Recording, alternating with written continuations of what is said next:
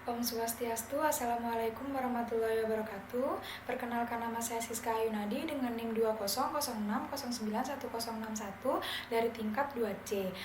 Di sini saya akan menjelaskan tentang peredaran darah janin intrauteri, kemudian peredaran darah janin ekstrauteri, kemudian macam-macam refleks yang ada pada bayi. Yang pertama, saya akan menjelaskan tentang peredaran darah janin intrauteri terlebih dahulu.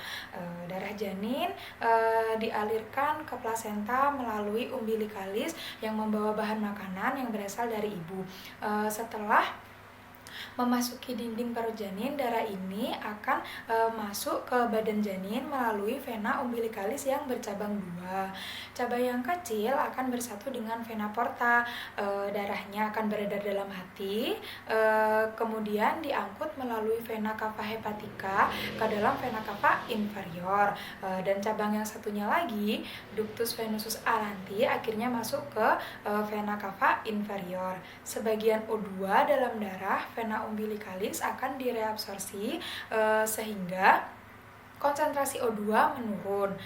Darah dari vena cava inferior akan langsung masuk ke atrium kanan. Darah ini merupakan darah yang memiliki tinggi nutrisi dan O2 yang sebagian akan menuju vertikal kanan dan sebagian besar lagi menuju ke atrium kiri melalui foramen oval.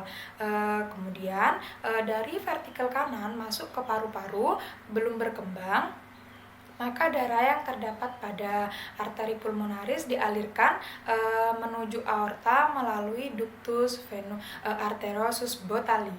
Kemudian selanjutnya darah yang berada di aorta akan disebarkan ke seluruh tubuh janin, tetapi sebelumnya darah menuju ke AA hypogastricae, lalu ke AA umbilicalis, dan selanjutnya ke plasenta.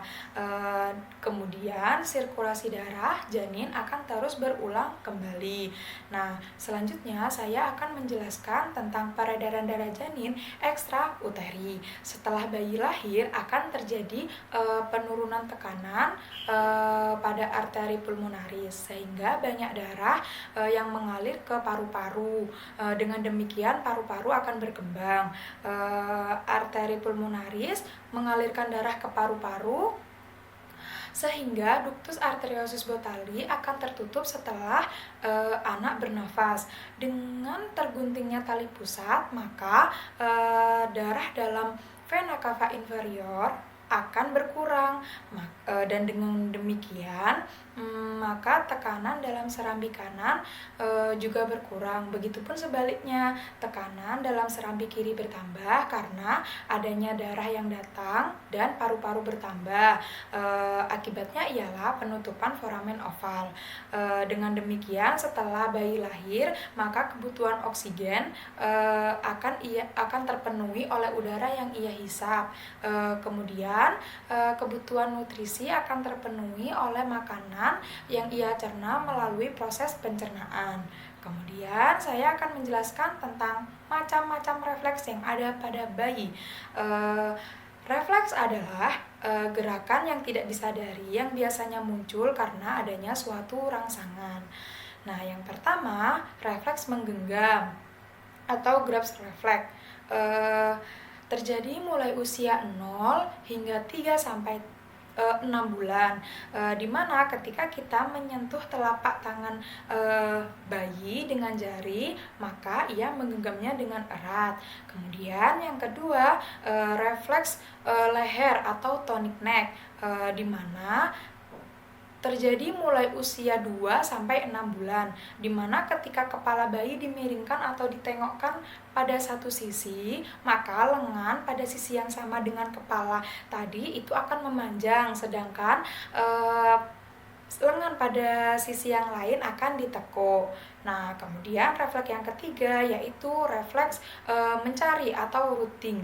Terjadi mulai usia 0 sampai 4 bulan, di mana ketika kita menyentuh pipi bayi atau area mulut bayi, maka ia memiringkan kepalanya sesuai dengan arah datangnya sentuhan. dengan posisi mulut yang membuka. Kemudian refleks yang keempat yaitu refleks moro atau refleks kaget. Terjadi mulai dari 1 sampai 2 minggu dan berakhir atau menghilang pada saat usia 6 bulan. Di mana bayi akan dikagetkan oleh suara yang keras, maka bayi akan bereaksi dengan cara mengencangkan tubuhnya dan melemparkan tangannya ke udara seolah meraih sesuatu. Nah, kemudian refleks yang kelima yaitu refleks Babinski refleks. Terjadi mulai usia 0 sampai 10 bulan, di mana ketika kita menyentuh telapak kaki jari dari tumit sampai ujung kaki, maka jempol atau jari-jari bayi akan membuka atau meregang. Kemudian refleks yang keenam yaitu refleks menelan, terjadi mulai usia 0 sampai 3 bulan, di mana ketika ada sesuatu benda yang masuk ke mulut bayi, maka ia akan segera menghisap lalu ia telan. Nah, kemudian refleks yang ke-7 yaitu refleks berkedip, dimulai dari usia 0 sampai dewasa, di mana bayi akan berkedip atau menutup matanya ketika ia menerima rangsangan seperti cahaya atau benda asing lainnya pada area mata bayi. Dan refleks yang ke-8 refleks pupil, di mana terjadi saat usia 0 sampai dewasa, di mana ketika refleks ini akan terjadi pada saat kondisi yang terlalu gelap atau terlalu terang. Semisal pada saat kondisi terang, maka pupil bayi akan mengecil, sedangkan pada kondisi gelap maka pupil bayi akan membesar. Nah, sekian penjelasan dari saya tentang peredaran darah janin intrauteri, kemudian peredaran darah janin ekstrauteri, dan macam-macam refleks yang ada pada bayi. Jika ada salah kata, saya mohon maaf sebesar-besarnya. Terima kasih. Assalamualaikum warahmatullahi wabarakatuh.